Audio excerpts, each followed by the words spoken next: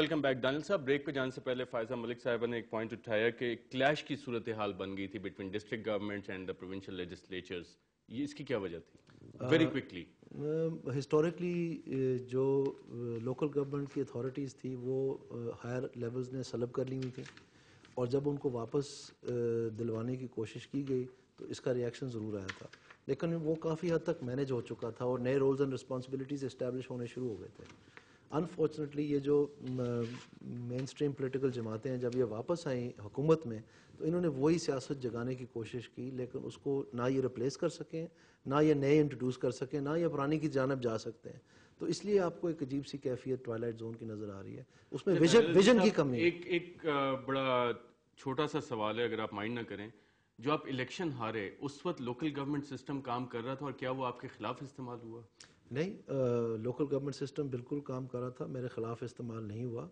ہارنے کی وجہ کیا ہوئی؟ ہارنے کی وجہ پنجاب کی پولیس تھی، اور پنجاب کی پولیس میں رینجر. تو وہی پولیس تھی جس کو آپ نے پولیس آرڈر کے ذریعے ریفارم کرنے کی کوشش کی؟ نہیں، یہ وہ والی پولیس نہیں تھی.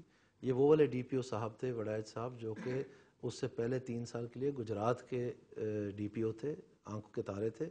الیکشن سے پہلے وہ ناروال بھیجے گئے صرف ایک مقصد کے لیے کہ وہ مجھے الیکشن ہروائیں، کیونکہ مقامی حکومتوں کی. لیکن وہ سسٹم شاید کام نہیں کیا، اور پولیس کی انٹرفیرنس الیکٹورل پروسیس میں بھی رہی. تو وہ تو میں بہرحال کہہ رہا ہوں، بار بار کہہ رہا ہوں کہ ان کو امپلیمنٹ نہیں کرنے دیا. پھر بات وہی آتی ہے کہ آپ کی اپنی حکومت تھی اور وہ آپ کو کیوں ہرانا چاہ رہی تھی. ایشو تو یہ آتا ہے کہ ایک دیکھیں نا، الیکشن ہو رہا ہے، آپ اپنی حکومت کی طرف سے، کاف لیگ کی طرف سے جس کی حکومت تھی، اور آپ اس کے پلیٹ فارم سے کھڑے ہوئے، اور آپ کی اپنی حکومت اور وہی سسٹم آپ کا اپنا، وہی سسٹم تو آپ اس کے نے خلاف آپ استعمال کو ہوا. کس طرح حکومت نے وہ آپ کو سسٹم ہرایا؟ خلاف نہیں ہوا استعمال، اس میں چند افراد تھے جنہوں نے یہ فیصلہ کیا بیٹھا تھا کہ اس کو استعمال کرنا ہے.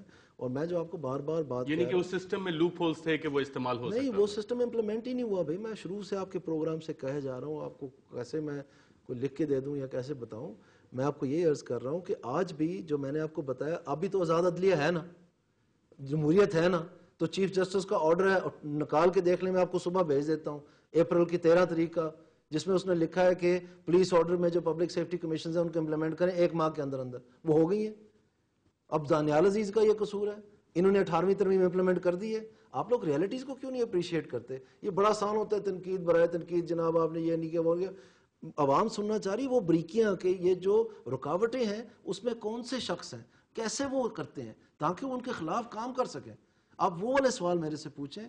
یہ کنٹونمنٹس کے یہ تو پرانے ہو گئے سارے سوال. آپ وہ والے سوال پوچھیں جس میں عوام کو وہ نئے راستے جانب مدعو کیا جا سکے، جہاں سے وہ گلیاں ہیں کہ ہم نکل پڑیں ان سے. یہ جو دیوار بن کے رکی ہوئی ہمیں، جس میں سے غربت نکل رہی ہے، یہ مفلسی نکل رہی ہے، جس میں پاکستان کی تباہی ہو رہی ہے، تو پھر وہ کہتے ہیں بالکل. دانیال صاحب، نئی گلیاں ڈھونڈیں، نئی راہیں ڈھونڈیں. پچھلے 8-10 سال سے لوکل گورنمنٹ سسٹم کے لیے جو لاز آئے، جو پولیس آرڈر کی ریفارم ہوئی، اس میں بھی نئی راہیں دکھانے کی کوشش کی گئی، لیکن امپلیمنٹیشن نہیں ہوئی. لیکن ایک کنسنسس نظر آتا ہے کہ ان ساری چیزوں کی امپلیمنٹیشن ہونی چاہیے، شاید اسی سے نئی راہیں نکلیں. آپ ہمیں اپنا فیڈ بیک ناظرین بھیج سکتے ہیں reporter@dawnnews.tv پہ، یا ڈان ٹی وی رپورٹر کو جوائن کر سکتے ہیں فیس بک، ٹویٹر اور اسکائپ پہ. دانیال صاحب آپ کا اور فائزہ ملک صاحب آپ کا پروگرام میں شرکت کا شکریہ.